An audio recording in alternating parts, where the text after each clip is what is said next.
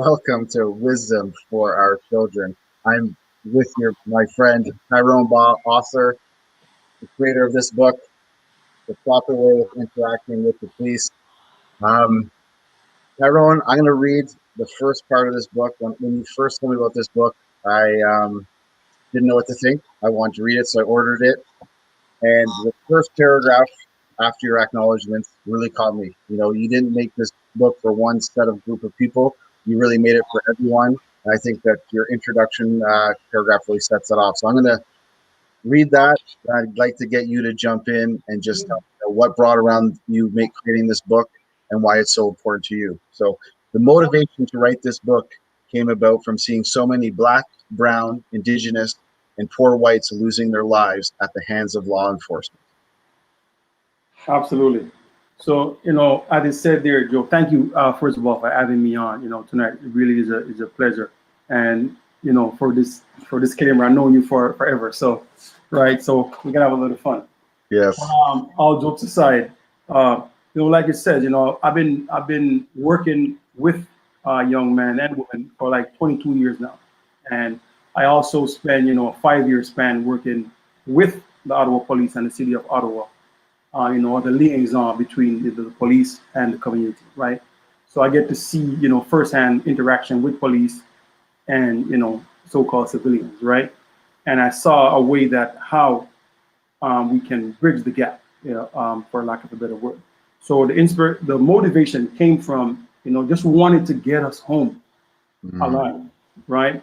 So as I said in there, on the side of the road, it's not the place for you to adjudicate your case, right?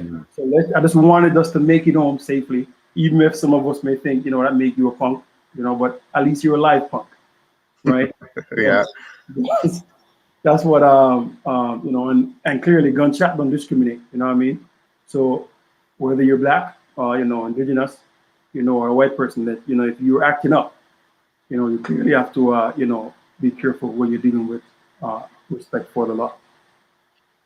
Yeah, I think that what really caught me off guard right away was poor whites. I grew up in lower income, and when we talk about this racial disparity that people are seeing with the police, I've never seen it from a Black person's point of view, but I have been in situations where, being from a low income white person, that you've seen people abuse their power, and you learn very quickly that if you don't say the right thing in those situations, I might not be getting shot, but I'm definitely I'm going to be put in the system, and I'm going to be labeled as a criminal, and I'm going to have to, find, hopefully get the right legal aid lawyer that can work me through these situations. There you go, Joe. Think about that, legal aid.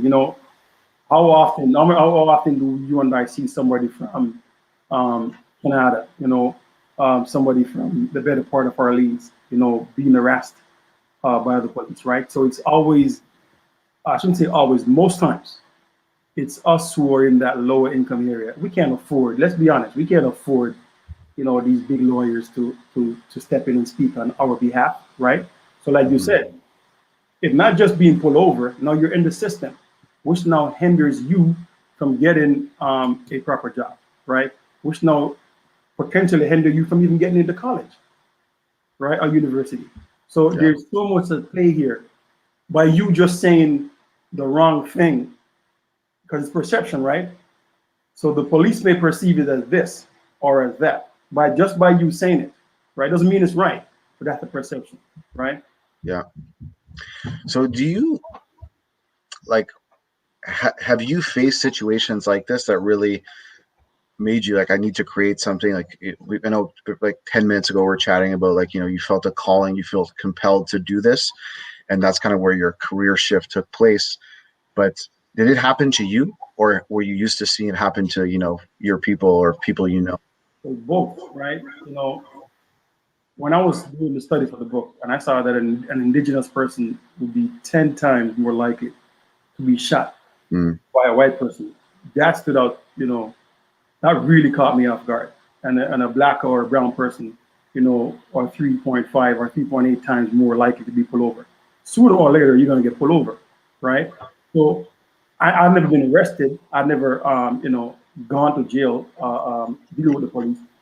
But I've listen. We all had a few encounters where you saw the abuse of power, but me, I have a better understanding of who or what I'm dealing with.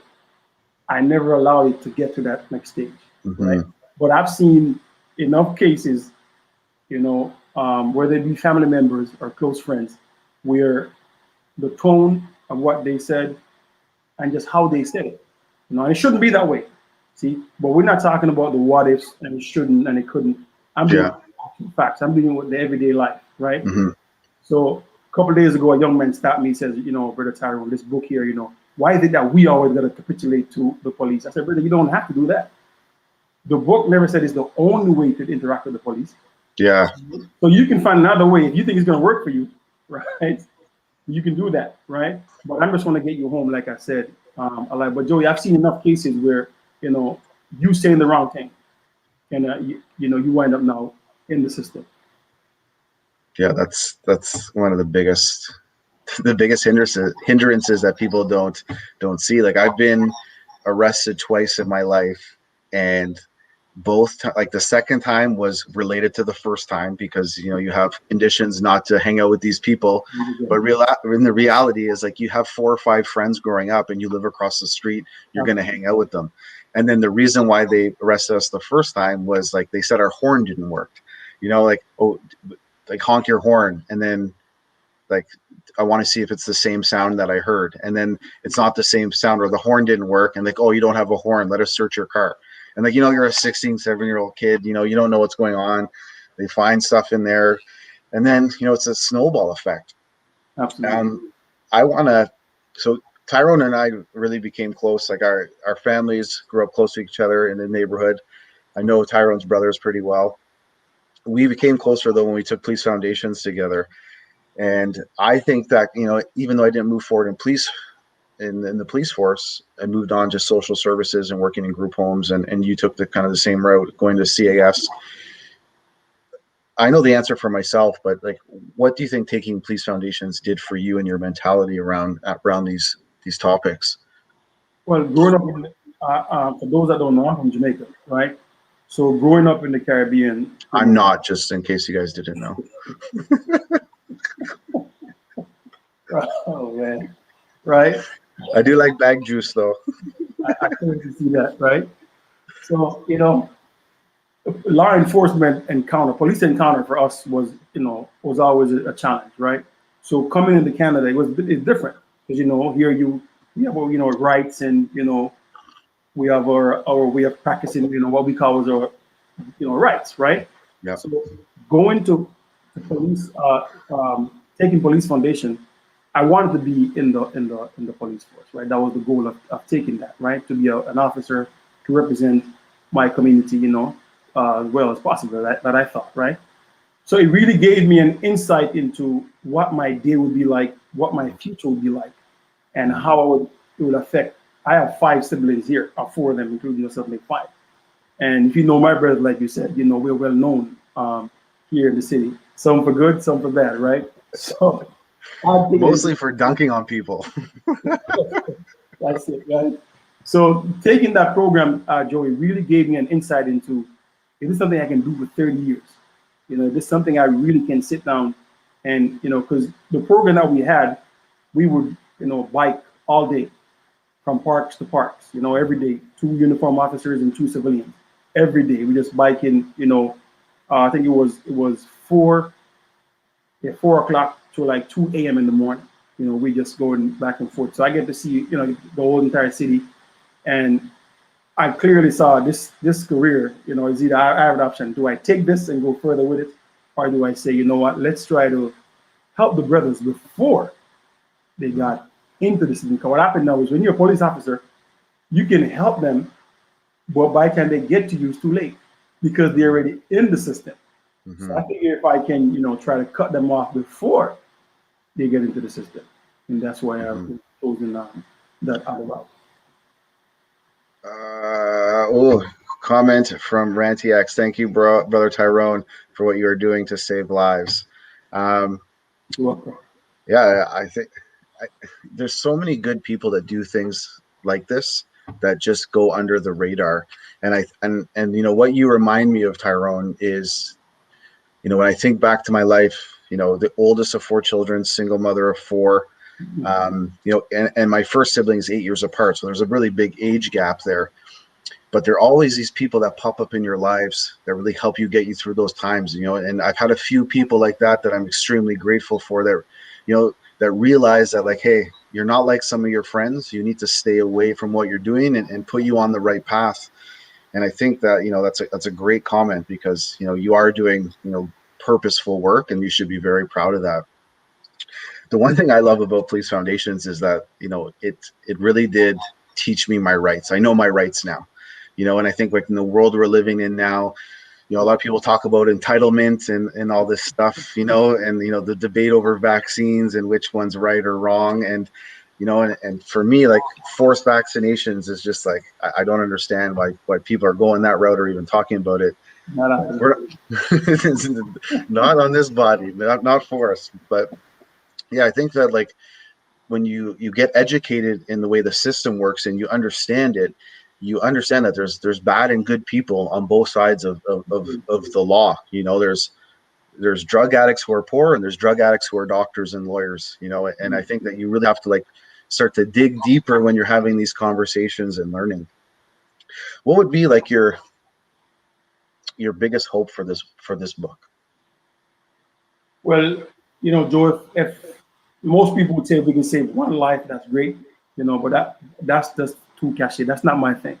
I'm hoping, I really am hoping that we take what's in it, read it, and study it, but most importantly, apply what is in the book. So yes, it's good to read it, right? It's a quick read. It's like I said, I minimize it the best, make it condensed the best I could. But the hope for me is that we will take it and apply what is in the book, so that way we can save our lives, right? Mm-hmm. Because imagine, you have 3 youths, and don't make it home today. Yeah. Then what's going to happen now to your wife and your children? Know, okay, they get some money, but you're still not physically there in the picture, right? Yeah. So my hope, Joey, for this book is that we will take it, like I said, read it. I have some hard copies now, so if we don't want to Nice. order it on Amazon, I could drop it off for us, right? So the hope for me really is that we'll take it, Joey, read it and apply whatever substance that we may find in it.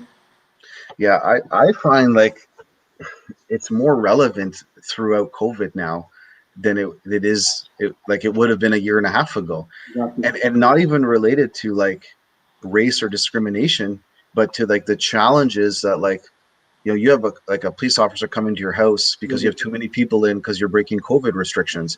That's not the time to argue. Like, you might not be able to let them in, but if they're going to storm in, and I'm not talking about bylaw either. Don't let bylaw in. I'm talking about the police. If they're going to storm your house, like, that's not the time to talk your point and stuff. They feel they have the power sometimes, and there's a lot of great police officers. Don't get me wrong. I have a lot of friends I went to school with who are officers, and that I'm still friends with now. And there are a lot of great men and women doing work that I do not want to do. Absolutely. That I do not want to do. You see, Joe, my thing is this, right? They have this on the street, no snitching, right? And then they tell you, oh, I'm so glad you went here, because I've had this thought in my head for so long. I'm gonna let you finish that. Go. That's the street talk, as we know, right? Snitches get stitches, right? And then they put a reward out, to help to solve this case or whatever it is. Well, it's the same thing in the police culture, because and I know, you have to now co-sign. I know it's not common to say, but if we are out there together on the street, we are brothers. Mm-hmm. And my notes should somewhat line up with your notes. Yeah. Right? But that's not what I saw. Mm-hmm. And if I say that, I might end up being ostracized. So the same way there's a no snitching culture on the street, in the police force, believe it or not, you're gonna have that no snitching culture, and it shouldn't be that way, because if you want us to be helpful in the community when something goes wrong, then you also, because we have this thing by saying if just one, no, you know the same. If you have one bad apple in that basket, sooner or later, that entire basket is going to be rotten, Yeah. right? Yeah. Yeah. Like that. So like I'm gonna touch on that comment, and I'm gonna go back to Wajid's comment here. So like I agree with you 100%. Like snitches get stitches, and I think that young men need to have the mentality, because growing up in that system, if me and you, Tyrone, if you and I decide to go rob a bank, and we plan and we're like, Tyrone, we're gonna go rob this bank, we need to get this money, and we go in and we rob the bank, and I get caught and you get off. To me, that's where you don't snitch.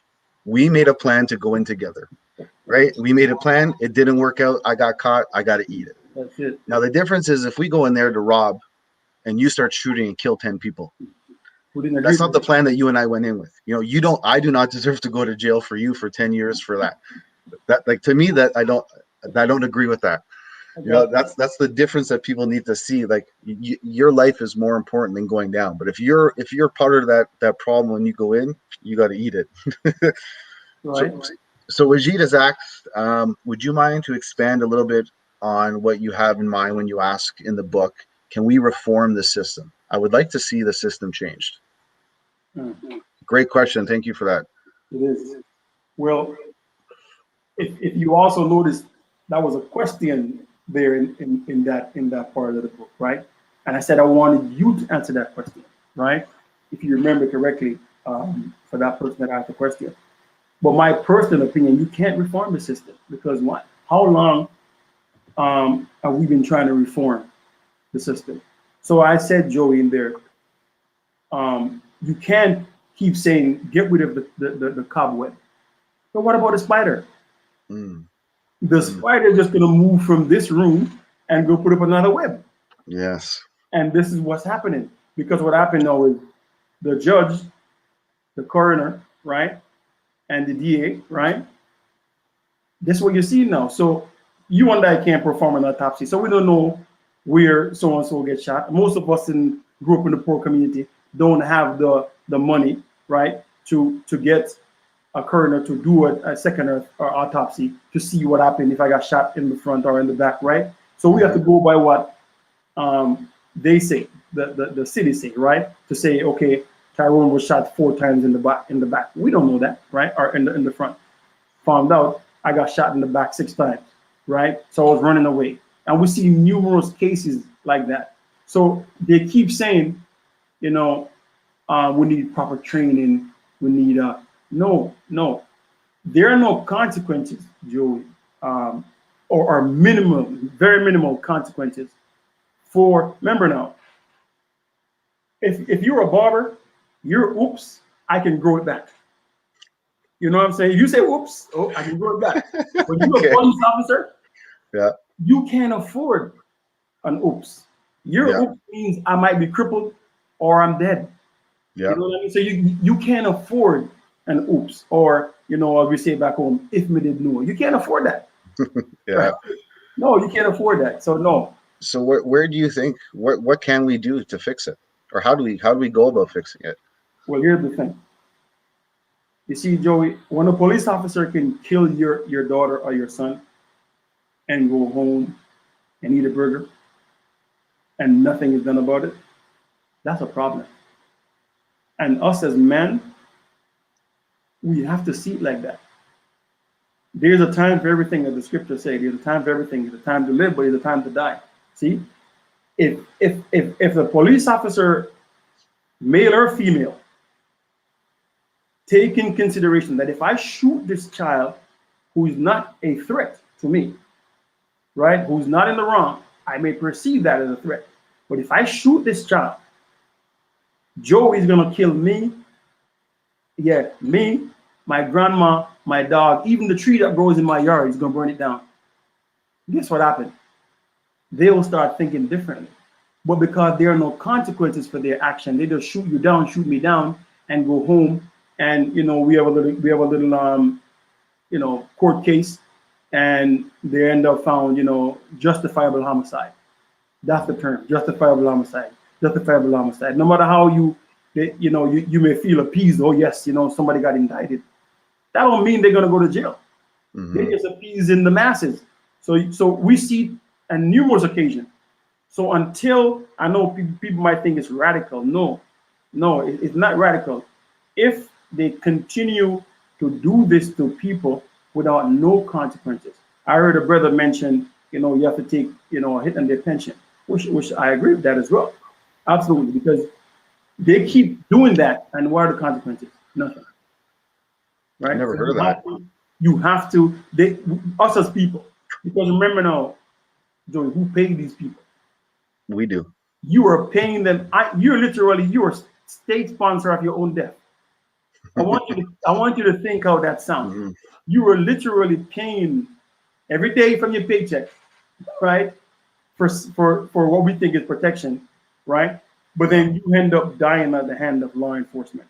And like I said, I'm not anti-police, but I've seen enough of these cases where they justify that stuff, or you're dead and they got 2 years or 3 years or whatever it may be, right? Justify the outside. So until they realize that what, if we keep doing this, and one of us might end up in the same position as the person that we just shot innocently. Now I'm not talking about people who's riding dirty, Okay. or people who I'm not talking no. Yeah. If you out here trying to go toe to toe with the police, no, you get what's coming to you. Yeah. No, let's be clear on that. You know what You're I just talking mean? about the 100% innocent people. Yeah, absolutely, absolutely. Yeah. And you say, well, I perceive Joey's guitar, which is the natural case, by the way. You Yeah. make it better, right? You got shot with a guitar, and they perceive that as a weapon, right? See, that's the perception, Joey. Remember now, this is the only job, or one of the only jobs that I could be 6'3", 230 pounds, and a woman or a small man who's a 5'8", 120 pounds with a cigarette, and I say, well, I thought he was about to flick that cigarette in my eye, and so I had, it was a threat. And this is the stuff you're hearing. It sounds ludicrous, but that's a natural case, right? That's why the man said people were trying to make case for Sandra Bland that she may have flicked a cigarette into the police officer's eye. You're like, are you guys serious right now? Yeah, but what happened? Like, I still remember from 2001 police foundations, like it's level of escalation. If someone has a gun, a knife, then you can take a gun. If someone has nothing, you can use your baton. Oh, sir, now it's deadly force. Wow. Deadly force. So Wow.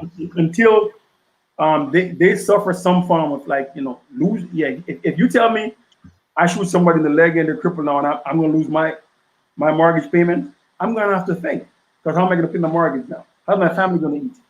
Yeah, Right? but do you think that like those like it's so hard to make those split-second decisions? How do we train these people to get to that level? Because like for me, and I've said this before, is like I think if people took jujitsu, they wouldn't be so reactive to go to a gun. I think that if you know as a smaller person that you can handle yourself in hand-to-hand combat with someone, that it could save your life. You don't need to reach to a gun because you're 6'3", big stature man going against a 5'8" person who doesn't have any training. They're fresh out the force. They're 25. They're they're used. They're a bookworm. They're going to be scared, and their gun is what's saving them. Well, Joe, maybe it's not a job for you. Remember, this is not a job where you can go, oops. You Yeah, can't that's afford. true. You That's a can't good be. point. You can't be. You cannot afford to go oops when you're a police officer, Yeah. right? But it's the reform for me. Who's doing the training, right? Because clearly this training is not working. Mm-hmm. Who's what the reform going to look like, Is there enough training? right? Because I know we talk a lot about defunding the police, and depending. Um, sorry.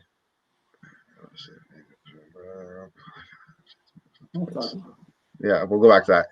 Defunding the police. Do you think that's the right objective to go with, or is like a reallocation of funds? Is it getting rid of the police force and everyone's takes care of themselves? Like which way do you think we go in these situations? No, no, Joe. See, like I said, you need law, right? Mm-hmm. But you need people who are in the proper mindset to properly administer these laws. You understand what I'm saying? Yeah. So we're not a society of just lawless people, right? Yet. Because You never know soon. what's gonna happen if I decide, I'm not gonna stop at the stoplight, and you decide the same thing, right? So we need, once you have motion, like I said, you need laws. Mm. Let's be clear on that, right? But okay, I'll give it to you like this. As far as you can remember, what has been the cry for us? If you can recall, it's always the same thing: no justice, no No peace. peace. No justice, no peace. You see, a lot of us just want to be heard, Joe. Mm. We don't want solutions. Because if you keep saying no justice, no peace, and out there protesting, this man is not desirous of giving you peace. And what is justice? Justice is fair dealing. That lays down with you and that gets up with you. Let's be clear. Justice is fair dealing. So you can't keep asking for justice from a system that wasn't built and giving you justice, right? So you keep asking. It's like me being a biological male, even though it's not a popular topic today. You know what I mean, for us to talk on, and you're asking me to breastfeed my child. I can't do it, no matter what pronoun I use. I can't do it, right? So you're asking a system who was not built on that, Joe, to adjudicate proper justice now to you as an individual, and that's not what it's about. So you have to start from the top. If you want to talk about proper reform, see, look now, they gave us, and no disrespect to our police chief here, our Jamaican brother, Mr. Scully, right? No disrespect to him, but under his watch, we know of 10 murder. That's under his watch. No disrespect to him. I'm not blaming him, right? Mm-hmm. And because that's not his fault. that's what I'm saying, Yeah. right? Yeah. But no, you have a face that's dealing with that. So should we paint that on him, right? Because this is where you have us as poor people, right? Or visible minority, right? Should we put him, as the face of the entire thing? You know what I mean? So no, I'm not in agreement with nothing can be done, or we don't know what. No, we know what to do, but nobody's forcing them to do it. See. When you say we know what to do, what is that?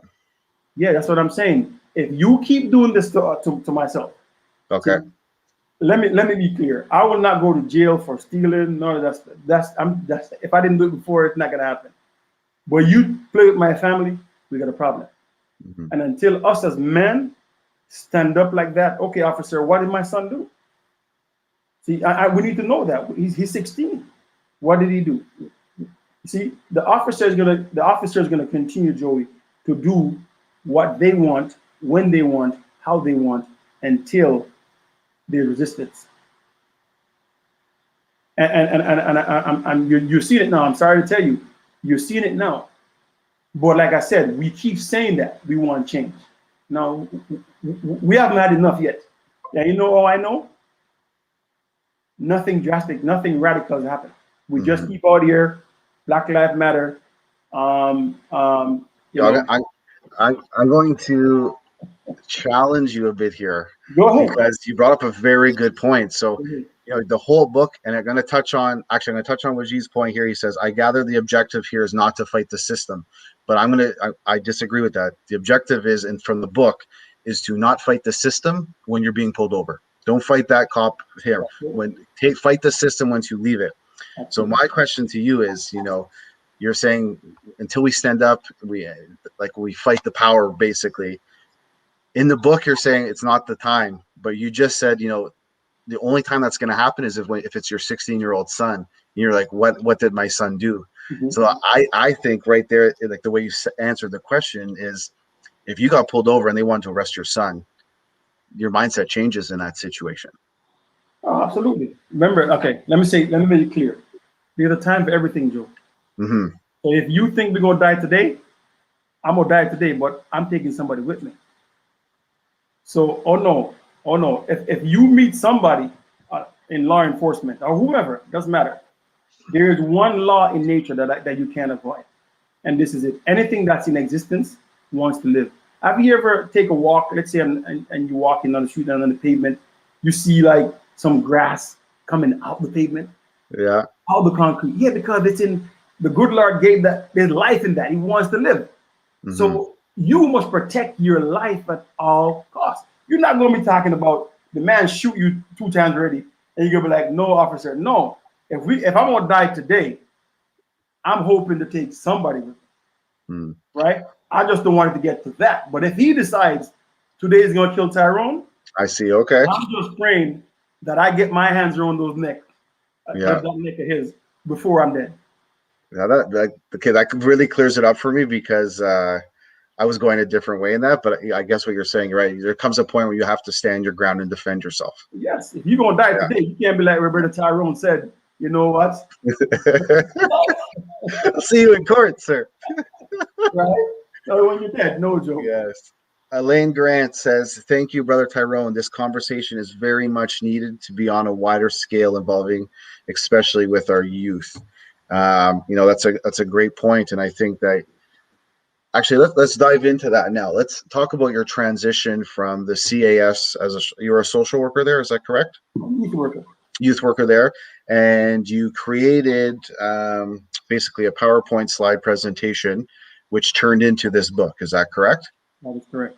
Can you walk us through, kind of what you're thinking in that time and what brought the changes to make it from the PowerPoint presentation, and maybe throw in your $200 story too? Absolutely. Well, I was watching these clips, of young brothers that are getting shot, and I'm like, man. Give us timeline too, if you don't mind, please. Oh no, that's fine. That's fine. Right. So this is roughly about about a year now. And I said, you know what? No. Even before that, I was going into the community about 4 to 5 years now, actually, presenting them with no PowerPoint, just talking to the young children in the Jakukombe, those summer camps, of how to properly handle themselves when dealing with law enforcement, right? And then I made it into a PowerPoint roughly 2 years ago. And then I was doing it, for whomever would listen, really and truly, whoever was interested, I would put it out there to Zoom, and invite some of our people to share their insights and hear from them. So most of what is in that book is from the audience, right? That I got, and I applied it now with my wording, right? Go yes, I'm saying. Go ahead. No, I'm gonna let you keep going because I don't want to derail the story. No Go ahead. No. So, I was presenting it to different companies, right? Like I said, for free, and then a sister got a hold of it and said, she works for the government, and she really wanted me to present, the story. Remember, I was doing this for free. Yeah. So, she had offered me an honorarium, of $200 as well, sister. And she goes, this is the part I get me. She goes, do you mind? I said, do I mind? No. 200 an hour? I could talk real slow. I really could. Yeah. So, I was like, no problem. So, I went there and, presented it. And then that same sister had asked me, I sent her a flyer, and she was like, oh man, I love this book. And right away, Joey, when she said that, I got up off my couch and came downstairs and wrote, took out, condensed it from all them, other pages and put it into a guideline, the best I could, for us to read. That's amazing. Okay, so have you gotten any feedback from anyone that it's helped yet? No. I know you're saying there's stories inside of it that you've used to grow it, but have you gotten the feedback yet? Because I know it's pretty new, right? It's been out for about 2 months. Not even. It's been out a month. Actually, a month yesterday. A month, 2 days ago. Month, 2 days. Okay. Yes, sir. So what I've gotten back was from mostly moms, which not surprising, right? Yeah. Mostly moms that they bought it for their sons and their daughters, and give it to them to read, and they love. Some people wanted more information in there. Some people love how I used different you know, different stories to get the Yeah. point across. You know, dealing with the lion and the hyena, dealing with the thermostat. Different Yeah. way of putting it. So, but mostly, most of the comments I've gotten is mostly from young moms, single moms, Mm, thanking me and that they gave it to their son as a birthday gift for as a present, or say that's yeah. what I've been getting. But really and truly, Joe, I want to. The plan was to get us in all these community centers, you know, Mm, all these boys and girls clubs, YSP, CAS, because that's where young people are. You know, I'm, I'm not saying it's not for people like yourself or myself, but I'm really trying to get to those what we call, yeah. so-called hotheads. Yeah. Do you think there could be a good collaboration with the police to get this out to the community? The police, the thing is this, Joe. If you remember when they had that 12-step program, and you had to go in there and say, "My name is Tyrone, and I'm an alcoholic." Yeah. The thing with us, with the police, is they don't even want to start that. They don't even want to say there's a problem. It's just a few bad apples, but we already know what happened with a few bad apples if you leave it in the basket. Hmm. So in order for the police to be a helper in this cause, they'll have to admit that, you know what, yeah, we had a few bad hires, and yeah, this system needs because remember, look at when policing came into it. Look at when it was made, and who was behind making that, right? And the history of it, how we came into being, taking the native land, and you have to look at why it was made.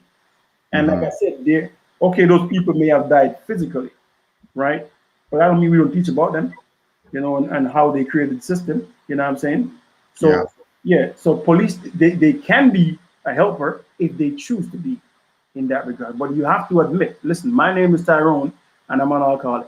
So Mm. we have to start off by doing that. Step one. That's it, right? You mentioned earlier that it starts at the top, It and does. I heard I was I hate to quote CBC Radio because propaganda machine, but they had like an author on, and they were talking about a community somewhere in Europe. I forget, but what they did is that it started at the bottom, and the community would get together every year, and anyone was available to participate, but they would do an allocation of funds for the budget. So every year they had 50,000 people, which was, I think, it represented about 65% of the community would come and put the budget together where they want their money. And what they noticed is that like people would start to, they said that it was the first time in the world where people from the community were protesting, saying we need to raise our taxes, Mm. because they were choosing where the money would go, whether it be, fixing the roads or fixing education. And like, to me, like I think more people need to get into politics to help change the policy.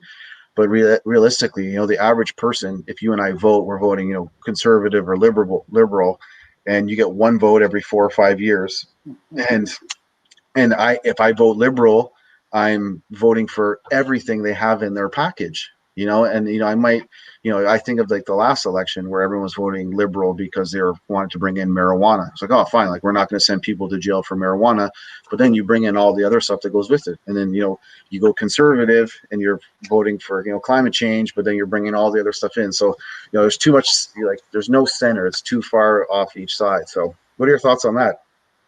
But see, Joe, here's the thing, and if you study any form of government in the history of Canada or the States, rarely have they gotten things done that's beneficial for the people Mm, without some form of radical changes. And that's where I'm at. I'm not a rebel. I'm not crazy person. No.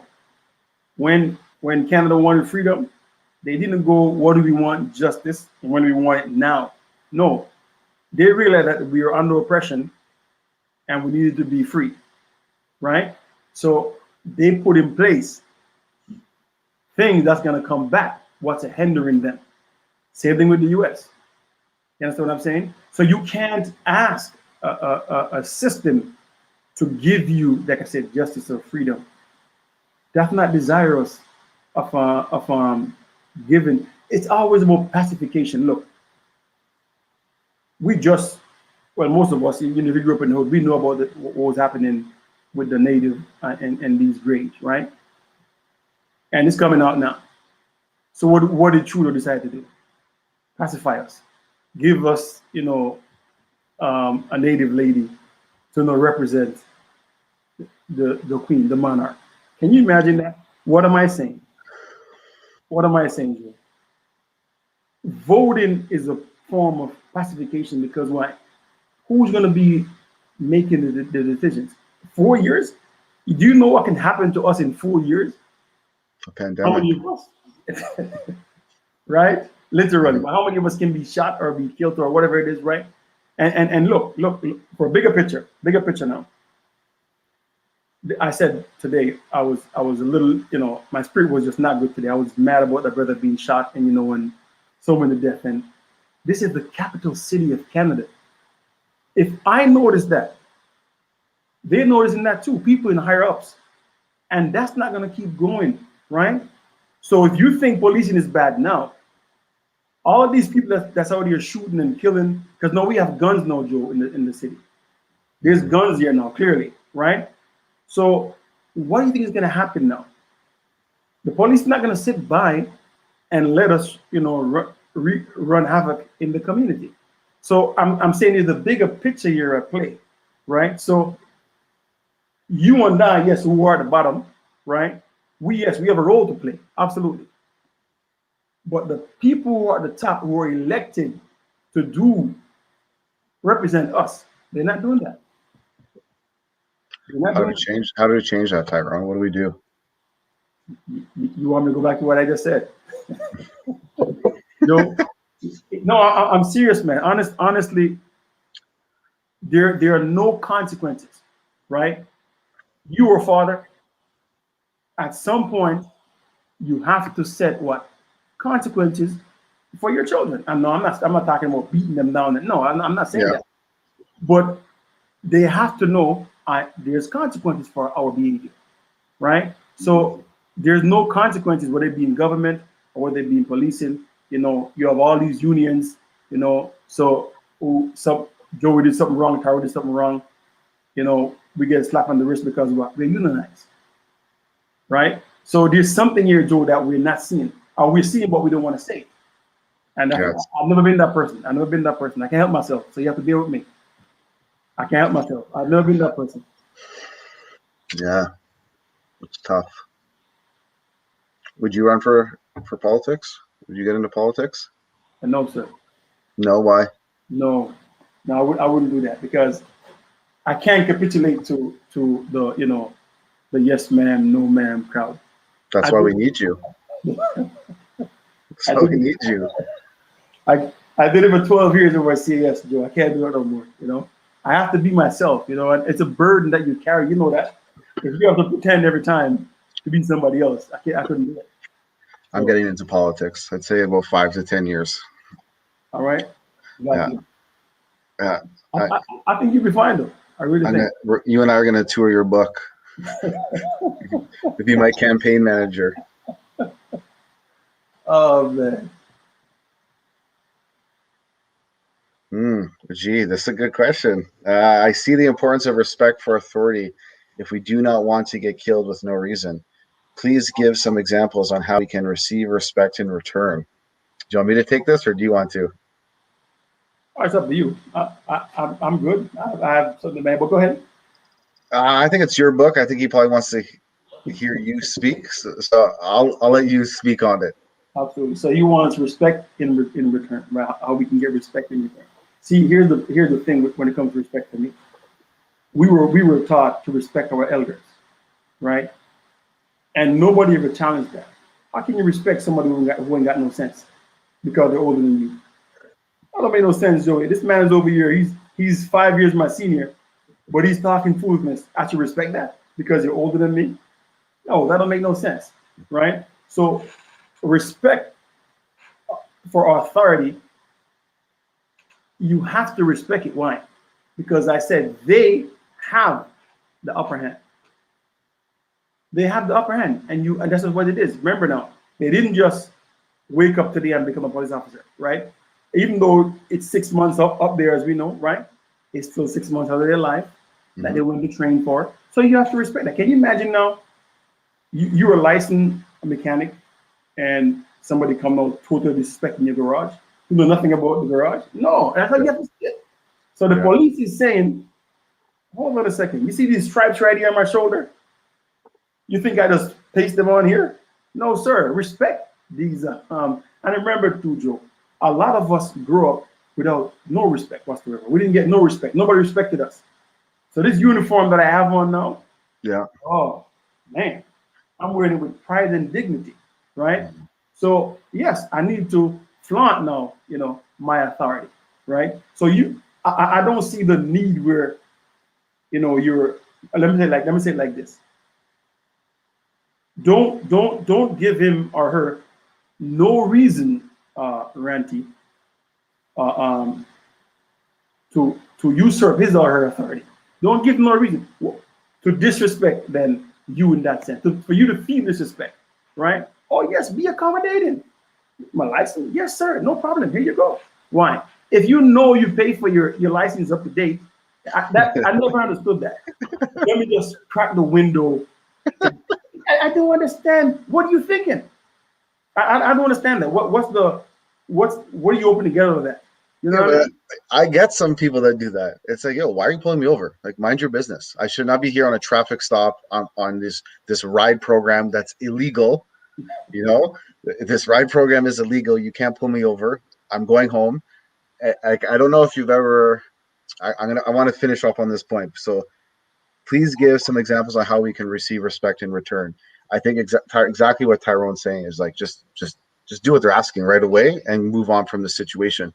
But B, you don't need to get respect out of the situation. You hope that the police officers that you're paying with your tax money will be like, hello, sir, how's your day? You're going a little fast. Can I see your license? You hope that that's the interaction because you want to believe that the police are doing their job to help you. Like I'm okay with police officers pulling me over if I'm speeding, going 90 in a 50 zone down Walkley where they catch me every time going down that hill. And if you're from Ottawa, you know exactly what I'm talking about. Because one day that might be your kid crossing the street on a bike, and because these are things you have to think about too. But it's the times when that the cop is following you in the wrong. Like, oh, you didn't make a full stop at the stop sign. You're like, come on, I know I did. Like what do you really want? Are you having a bad day? Are you trying to fill quota? I'm totally going off topic on this. No, that's good. No, that's good. You're on it though, because what? That's why I said you are dealing with a rational mindset. Yeah. Right? But think about that. Think about this. I think I saw the stats. It's and don't quote me on this one, but I'm pretty sure that's what it was. It was doctors and police were like the most divorced, right? Because of the stress that comes with their job and them working 10, 12-hour shifts, right? And I started to realize, man, there's more to this job than just the uniform. You have to understand that, right? But remember, I said if you can't fathom the depth of a thing, you're not equipped to deal with it. So you're looking at an individual other person, but behind that individual, see, you're Joey, I'm Tyrone, but I'm Tyrone, the police officer. See, there's a difference now. See, between Tyrone and Tyrone, the police officer. So yes, you can push back, you can do all that. I'm not arguing about that, right? But that's at your own cost. So yes, you cracking that window, it might be funny for you for the gram or for Facebook, right? But when I buck upside your head with my baton and pull you up because I thought your phone was a gun, right? Yeah. That's my perception now. All you had to do was wind the window because I don't know who's in the back of your car. Your window is tinted. I really don't know. I want to make it onto my family too, the police officer. Let's be clear on that. Yeah. I don't know. Then don't pull me over. But no, I don't know who's in the back of your car. What if you want to kill somebody? I don't know what you're doing, right? Yeah. So like I said, you're like, no, I am the choir. I am in the choir. I am in the mosque. Not all of it might be true. Yeah. I don't know that, Joey, from pulling you over. I feel that. Yeah, I know. I am the leader of my fellowship group. You know, I work with the police. I don't know none of that stuff. Hmm. But all I see is Tyrone, right, and your prayers. You have a few, right? So Yeah. that's what I'm saying on that. Yeah, that's a good point. It's a good point. Do you hmm, I don't know how to ask this question. Do you think it's important that you're okay? So I want to bring it back to this point first. So I see the respect for like authority and police officer and stuff like that almost the same thing as when you're playing sports and the respects you need to have for the referees because everyone's making judgment calls. The nicer you are to a referee, there might be that one where like your foot's on the line, but it's like a give or take call, and you have to like I've always been good to referees. I've never yelled at a referee. Also I'm not that good at sports, so like I have to have to use all the advantages I get. But like I never understood people that freaked out on referees. Like "F you, you're stupid." It's like, man, like just this guy's got to go home to a family that he might not be happy about also, and this is his 1 hour of having fun at the same time. That's it. So do you think that we can like facilitate some of these conversations with both sides of the table to kind of get the ball moving at a lower level? There's a lot of talk about like we need to get funding for it, but you're starting on the ground level right now, and you're just doing it by yourself. You're just one man, working from your heart and soul to try to change this. Can we do it that way?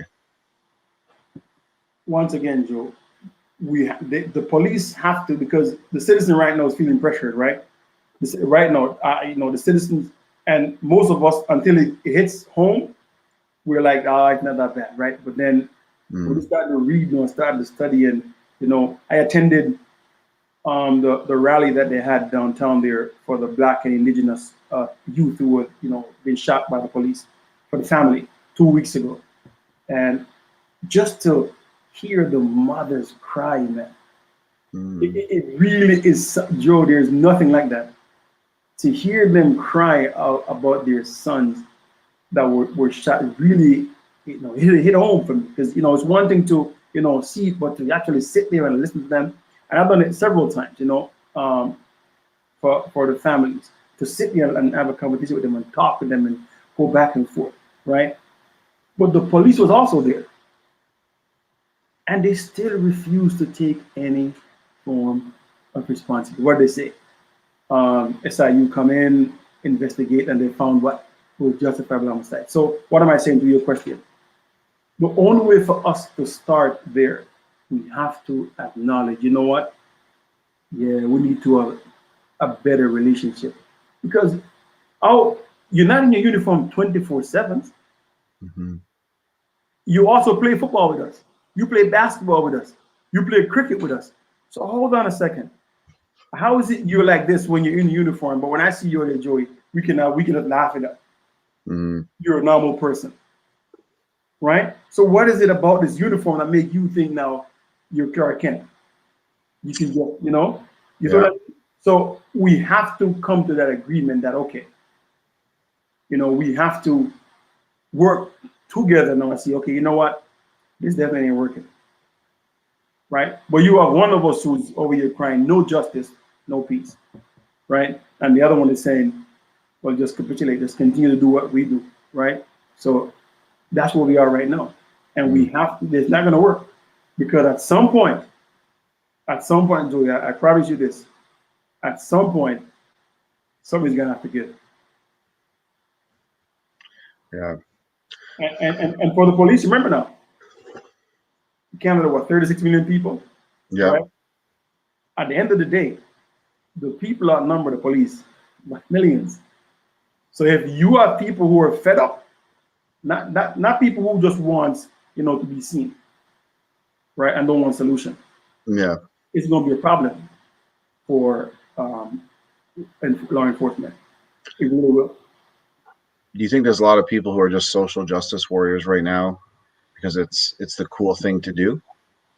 You really want to ask me that, Yeah, I do.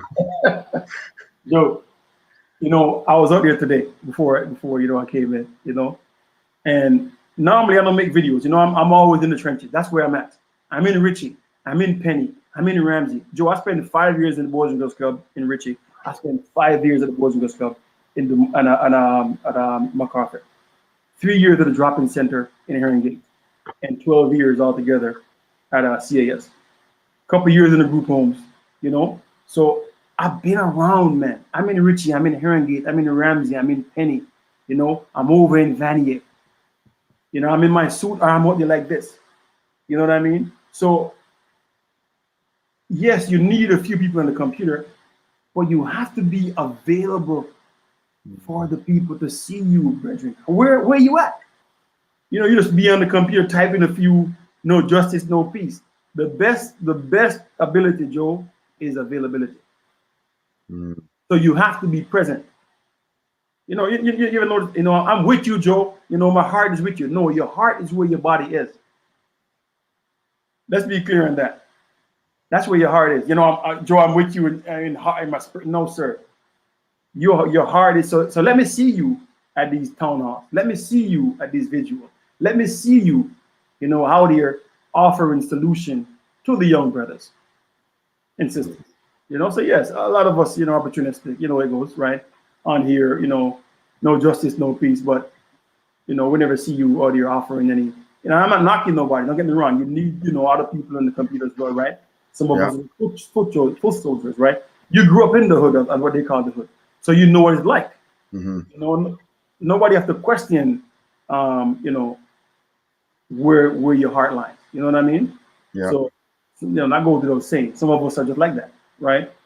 But yes, you definitely have a few, jumping on here, no justice, no peace. Absolutely. I'm sorry. I can't help myself, Joe. I'm sorry. No, that's okay. So what's next for?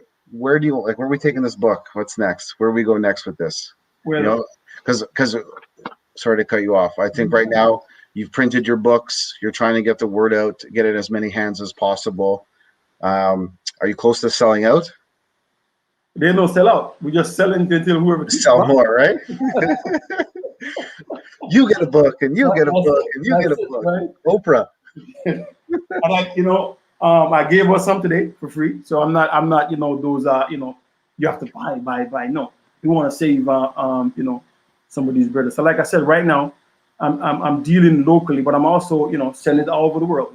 We're in England right now. Like I have family with us, so we're selling in the States, right? That's why I put it on Amazon. You know what I mean? So you can actually, get it wherever you are in the world, right? Even Jamaica, some of my people are buying it there, right? So yeah, the goal for me, Joe, is to get it in as much as the hands that we can, you know what I mean?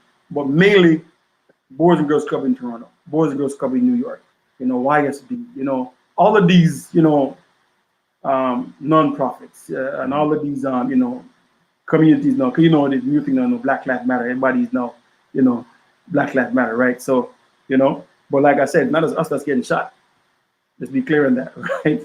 So it's for everybody. Right, absolutely. So that's really the goal right now. Get it out to us. Get it in your hand. Give it to your young son or daughter. And it's literally, it's a 15 or 20-minute read. If you're like myself, it's gonna take you half an hour, then so be it. So be it, right? But take your time and read it again, because I mask it in a way where I want you to study it, not just read it. But what do you mean the hyena and the lion? What does that mean? Right? How does that relate to myself and the sister? Right? So that's why I put it like that. That's awesome. That's awesome. Absolutely. So before we wrap up, is there anything else that you want to say or message you want to get? Message you want to get across? Absolutely. Please tell us. Joe, if you know me, I'm a man of the book, of the scripture as well. So and I can't avoid that. I live my life like that. At least I strive to be. I strive to live up to that. And most of us like to quote the Bible and then just quote what's best for us. So there's a scripture in Hosea that says, "My people are destroyed for the lack of knowledge," and then we stop right there. But that's not what the whole entire quote says. It says, "My people are destroyed for the lack of knowledge." Why? Because they reject knowledge. So then I, God, will reject you and your children. You see? So what am I saying? There's enough knowledge in the world here for us today to apply to ourselves. But we don't want to listen to it. So my mom always tell me, if you can't hear, you're gonna feel. As I said today, a hard head make a soft, you know what, right? And unfortunately, Joe, because look, we have 10 homicides in our city, not by the police. So what's going on? Out here, you're talking about the police is being rough with us, but you're out here killing yourself. You see what I'm saying? Yeah. So as you sow, that you're gonna reap, right? So for these young brothers out here, killing, I heard there's shots fired again in Vanier today. So for these young brothers out here who are killing themselves, there's a time that's coming for you. So that's the message, Joe, really I would like to put out there for them. Stop this killing. Stop going out here killing each other, because your day is coming. Your day is coming. Yeah. It's deep, my friend. That's deep. I'm telling you, don't just say we're distracted for the lack of knowledge. No, you're actually out here rejecting knowledge. I don't want that book for the tower. That book is for punks. Okay. Continue, going with your madness, and then when your day comes, right? All right. I got one last question before we end this, Tyrone, and I had a lot of fun. If you could go back in time to give yourself a message, what age would you go to, and what would that message be? Wow. What age? I'm going to say maybe 17. So at this time, I'm in high school. I'm a star basketball player, and I'm all star. I'm representing Ridgemont. I know.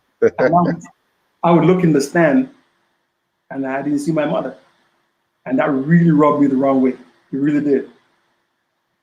But when I got a little older, I realized that love, Joey, is not just a verb.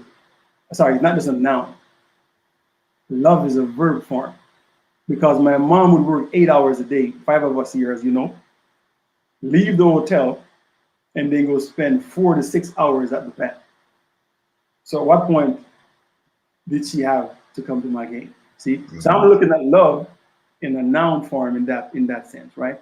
But not in the verb form. Meaning, you love me, well, show me that.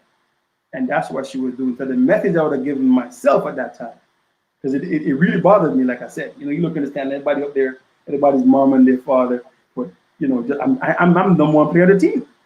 I'm getting accolades in the paper, but no mom, right? So the method I would give to myself was just no, relax and understand and learn that love is not just in the noun form, but in the verb form. That's beautiful, man. Let's end it on that.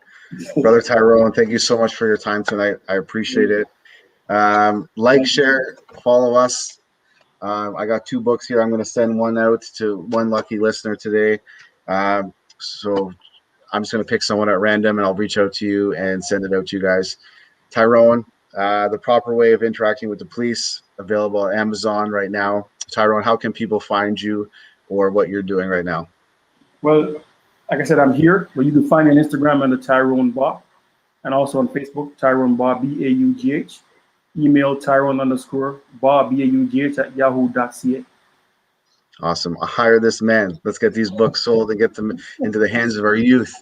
For Wisdom from Our Children, I am Joe Doherty. Thank you so much for your time today, everyone. Follow us on Instagram at Wisdom for Our Children, YouTube channel, same name, and look for our website coming out soon. Have a great day, everyone. Thank you very much. Thank you, Joe. You too, man. Appreciate it. Tyrone, you can stay on. All right.